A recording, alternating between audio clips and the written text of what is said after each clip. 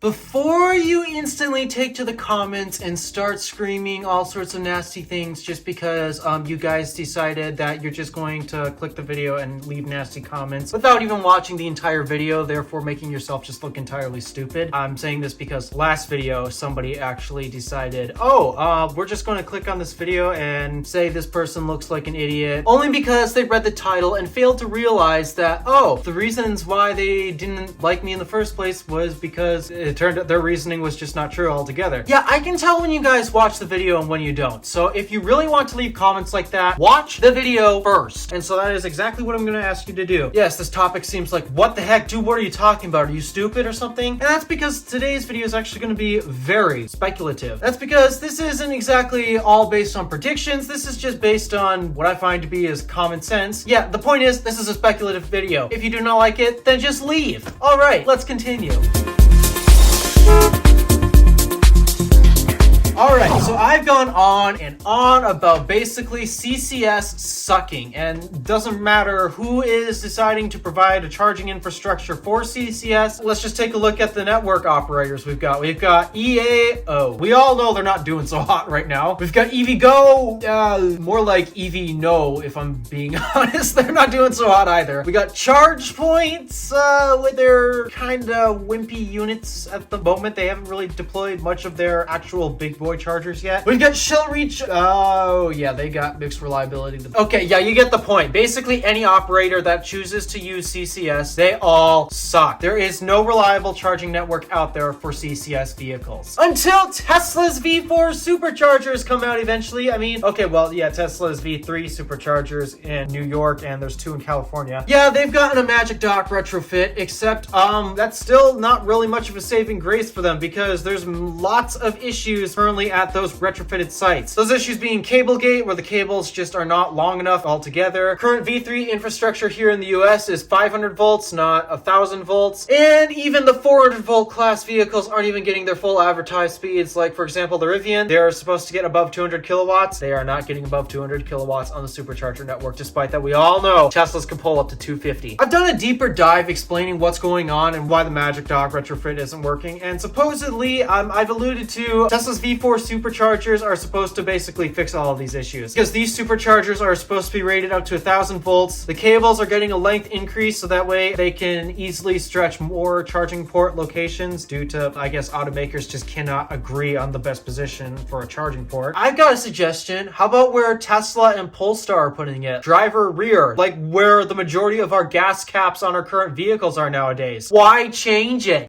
So yeah, it'll fix those issues, but even after Tesla deploys this V4 Supercharger, and yes, it will reach more charging port locations on CCS vehicles, and yes, it'll take advantage of the 800 volt architecture's ability to hold more power with less current. But the thing is, I don't actually believe that the V4 Superchargers are going to be the exact saving grace for CCS. Now hear me out, and this part is all based on speculation. I mean, I'm going to state some facts on how things currently are now, but in terms of what Tesla's going to do in the future with these V4 Superchargers, I genuinely have no clue. There are no leaks and rumors to suggest anything about this. I'm just taking what I've learned is going on today and using it to predict what Tesla's going to do in the tomorrow. So why is it that I don't think that this is going to be CCS's saving grace? Well, for the most part, the 800 volt class, they might not actually have this problem, because the problem is for the 400 volt EV class, and that's the majority of EVs out there. And the reason for that is because the 400 volt architecture is cheaper to develop. So because of that, yeah, expect a lot of 400 volt EVs out there. Teslas currently are 400 volt class vehicles until the Cybertruck comes out, because that's rumored to be the 800 volt class. Yes, I know people are saying that the pack voltage is going to be closer to 1000 volts, but the reason why I'm still classifying it as 800 volt class is because there's basically 2 different classifications. And to my knowledge, if Lucid Air's 900 volt battery architecture falls under the 800 volt class, then I'm going to assume that the Cybertruck's 1000 volts, well, I doubt it's actually going to be 1000 volts. It's probably going to be just a little lower. That way the chargers don't struggle that much trying to top off the Cybertruck. If the Lucid falls under the 800 volt classification of battery architectures, then I'm going to guess the Cybertruck is also going to fall under 800 volt class as well. For the most part, I don't think that class is going to suffer that much of this issue that the 400 volt class is. And what's that issue? Basically, the reason why the few automakers that have decided to invest in the 800 volt class have invested invest in there. It's all about the amperage. Okay, well, what's the problem with amperage? Because, I mean, these V4 superchargers are supposed to still continue to max out the 400 volt class Teslas and also max out the 800 volt class Cybertruck as well. So how the heck is amperage supposed to be a problem? But I mentioned that these chargers are supposed to max out the 400 volt class Tesla vehicles, which use a completely different standard from CCS. A much better standard, may I point out. NACS. NACS. Let's completely ignore the 800 volt class architecture right now because majority of EVs out there right now are the 400 volt class and this affects them most. So how is it that CCS is going to get a little disappointment when it comes to showing up these chargers? It's all about how Tesla is currently handling the CCS implementation on their chargers. In Europe, this is totally separate because they use CCS2 and things are totally different in Europe. But here in America, this is where V4 really matters. As of right now with Tesla's V3 retrofits, with the Magic Dock retrofits, there's currently a problem with the 400 volt class CCS vehicles charging on that, and many of them have actually noticed, hey, wait a second, we're pulling up to a supercharger that can theoretically deliver 250 kilowatts, and yet I'm pulling up in my Rivian R1T that can pull like 220 kilowatts, but why am I getting 150 on a charger that is clearly capable of delivering the power?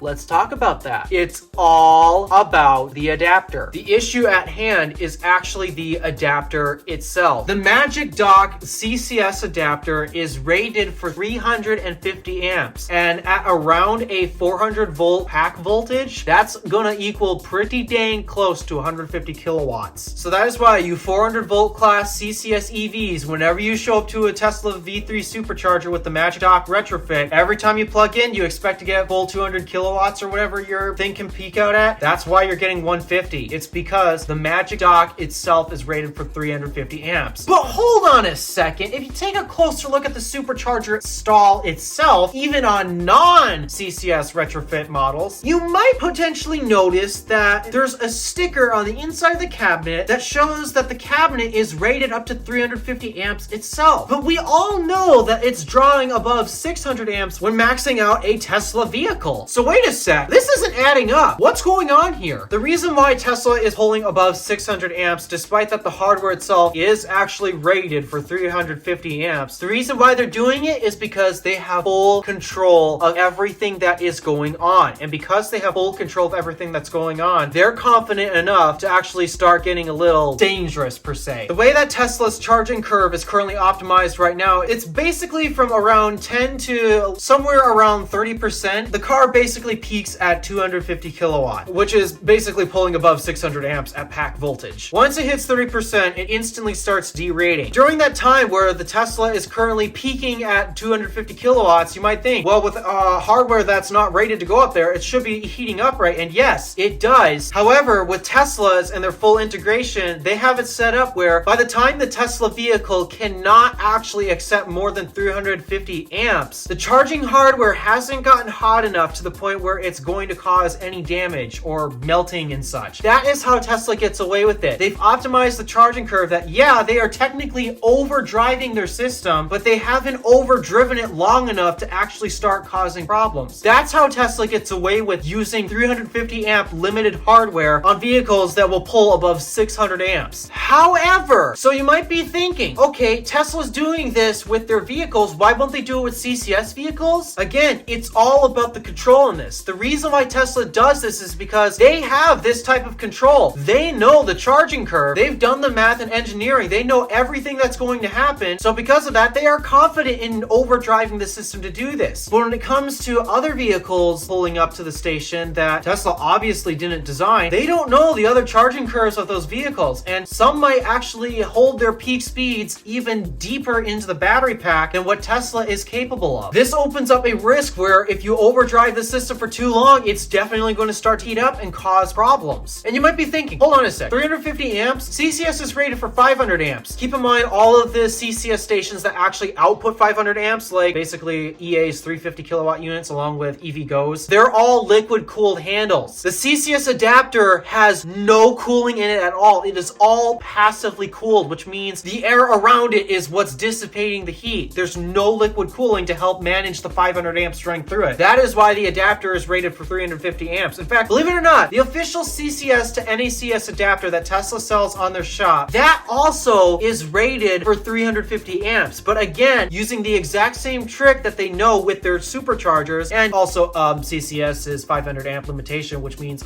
they're technically not even overdriving the adapter as much as Tesla is. Yeah, they've got an idea on what limitations they're working with. But when it comes to having a charging curve that can potentially overdrive the system longer, that is the issue. That's where bad things can potentially happen. And that is why currently on the Magic Dock retrofitted stations, that's why you're only getting 150 kilowatts, even though your Rivian can technically take above 200. And this is why I think the V4 supercharger is not going to solve this issue. Because from the sounds of it, the way that Tesla wants to handle even V4 superchargers, there's still going to be Magic Docks. There's still going to be adapters that magically pull out from the stall. And those adapters, they're not going to be liquid cooled. I promise you that. They're not going to be air cooled also. I promise you that. Just like the Magic Docks on the V3 superchargers, along with Tesla's very own CCS to NACS adapter, I'm willing to bet that that Magic Dock on those V4 superchargers, that too is also going to be limited to 350 amps. Now, for the 800 volt class of vehicles, that's not going to be too big of an issue, actually. They're probably going to get still close to their maximum speeds. They may not pull their exact maximum speeds, but they'll be much closer than what 400 volt class is going to be able to get due to the Magic Dock's limitations.